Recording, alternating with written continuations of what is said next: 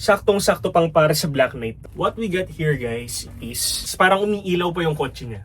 Yo, what's up guys? ATM here. Welcome back to my YouTube channel. Alam nyo naman na hagayin natin ng good old day 6. And syempre, hindi pwedeng hindi natin papakita ang mga nabili natin doon. So tara, isa-isahin natin to. So first is yung mga cups muna tayo.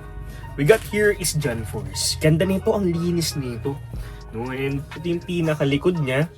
Saktong-sakto ngayong summer and alam naman natin na tropical country ang Pilipinas, diba? So, napaka-solido na. Kahit mag-color black or mag-color white ka dito, panalong-panalo eh. So, this one is official global merchandise on tag. Ayan. Then next, may nakuha tayong Dale Earnhardt Sr. Pang 5 hawak ko na ata nito. And last time, nakakuha ko lang Intimidator pero legit pa rin naman na yun. So, ito may Intimidator, no? So, Cheese Authentics on tag to, guys. Ayan. Then, itong dalawang Daytona. Pumuhaw ng attention ko itong dalawa na to.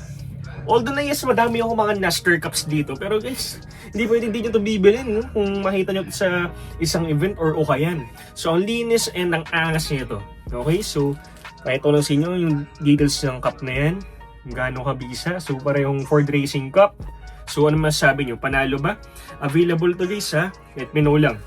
And next guys, may nakuha tayo na Las Vegas and NASCAR guys, no? Ganda nito. Then yung, at yung pinakalikod niya, on a Delta Pro Weight tag. Ganda nung logo dyan ng Las Vegas, panalo. Then may nakuha rin tayo na Carty. Carty guys, panalo yung likod. Another one, ito, may issue siya dito na parang pinhole, pero masabi ko rin naman panalo. Single stitch all the way. Here is the front hit. Then, yung pinaka-date nito is 1988, sobrang tagal na guys. Then, ito yung pinaka-back hit. May gasolinahan, di ba? Panalo. Then, next, may nakuha tayo na Dale Earnhardt tie-dye, guys. Ito, bihira lang makita ng ganito.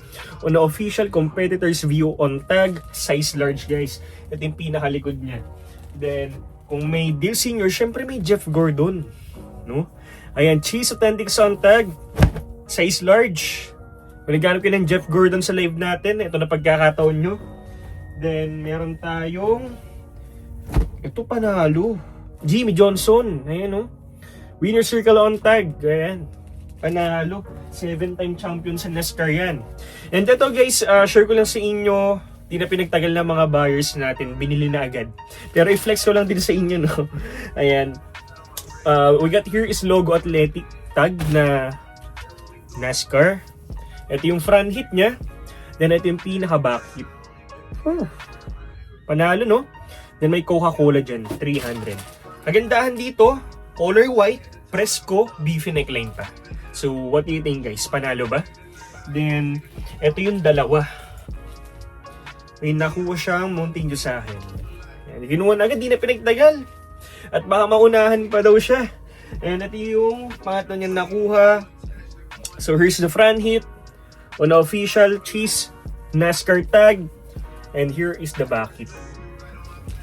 Then next, may nakuha rin tayo mga dead stock na NASCAR. Actually, halos lahat is dead stock. And available lahat. Size XL, mullet type siya, beefy neckline. And here is the back hit. No? Para siyang Coca-Cola. Then, may nakuha rin tayo na another curtain mullet type. Here's the front hit, then here is the back hit. Kaya nang humusga kung mabisa ba? Pinagsabay ang lighting pati flames, oh. Grabe yung details din guys. What do you think guys? Panalo ba to? And next, may Ferrari rin tayong nakuha guys. Eto guys, official to. As you can see, dead stock to. On the official FIA Formula 1 World Champions UK tag. Size medium pero pasok sa large to XL. Malaki siya. So bigyan ko lang kayo ng a little bit of story about this piece, no? Based dun sa seller na nabilan ko, ito daw ay nabili niya sa isang shop owner way back no early 2000s na nagbebenta ng mga Ferrari merchandise or racing merchandise. So siguro nagsarado na sa paglipas ng panahon kasi maaring nalugi gawa ng Ferrari kasi mataas yun eh. For me, ang Ferrari, sabi ko na tong luxury brand. Kung mahal yung mga kotse nila, yung mga damit nila, di ba? So, yun ang story. So, official to. And ngayon lang ako nakita ng ganito, ngayon lang nakahawak. So, ano sa tingin nyo guys? Panalo ba? Then next, may nakuha tayo na Harley Davidson. Ito, dead stock to. Ayun yung front hit. Then here is the back hit. Tingnan nyo magiging graphics yan. Metal na Scorpion with that sunrise official Harley Davidson on tag. And speaking of Harley, another one, mullet type. Then here is the back hit. Umaapoy yan. Hard tag ng Harley Davidson, size XL. Then another one is this one. Carti ulit na flames. Nakakaakit talaga no pag mga flames yung mga kotse. Then FOTL on tag. And last 4 pieces tayo guys ha. Another one is this one. Dead stock na NASCAR guys. Front hit, back hit. Size XL. Ito lang masasabi ko sa mga bar ko na size XL, ito na pagkakataon nyo. Dead stock. Kung gusto nyo sulit, ito na yun. Binebenta ko lang ito ng 1.7. If you know, you know. Okay? And last sa NASCAR guys, is this one. May nakuha tayong all over print na NASCAR. Tingnan nyo maiging graphics yan. Gaano kabigisa. Parang The Matrix, no? Pero red version.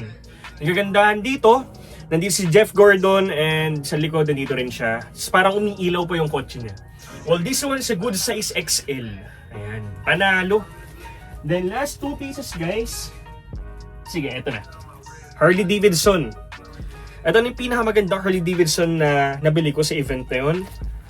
Harley Davidson hard tag, size XL. Here's the front hit. Then here is the back hit. Nakalagay a legend.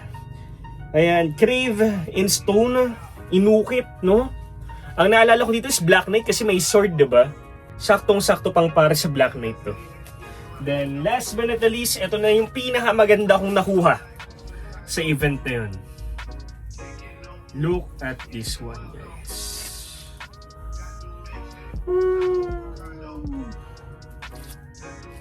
What we got here, guys, is official Spider-Man 2 all over print. Grabe. Official Spider-Man on tag. And kagandahan dito, produce under license by Rock Eagle. Kasi sinasabi ng iba pag sinabi Rock Eagle, pipitsugin lang yan, Thailand bootleg lang yan.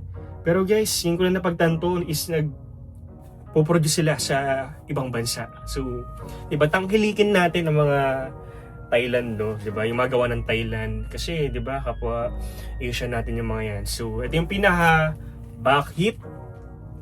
Spider-Man, no? Solido. Yung Spider-Man 2, walang cracks. Yung kagandahan, well, may 1 pinhole siya. Then, ang measurements niya is 22 by 27. So, anong masabi nyo, guys? Good finds ba to? Ayan, let me know sa comment section, guys, kung good finds ba tong Spider-Man natin na to. And, yun, guys, nga pala mga bossing ko. Abangan niyo yung live ko. I-announce ko yan. And, isa lang masasabi ko sa good old days by season pass is sobrang saya. Sa mga hindi pa pumupunta doon or hindi pa nakapunta doon, guys, try nyo pumunta and marami kayong makikilala doon and marami kayong mabibili doon, guys, diba? So, ano pang inihintayin nyo? Pumunta nyo si Good Old Days 7. Alam ko, nag-announce yung owner si Brother Leon Torres. Shoutout sa'yo, brother. Sa November magkakaroon daw. So, yun, I hope na nag-enjoy kayo sa mga items natin and thank you po sa pagsuporta sa live natin. Yun lang. Peace out! Virginia Black. I could go make it up money off that, cause not even rap.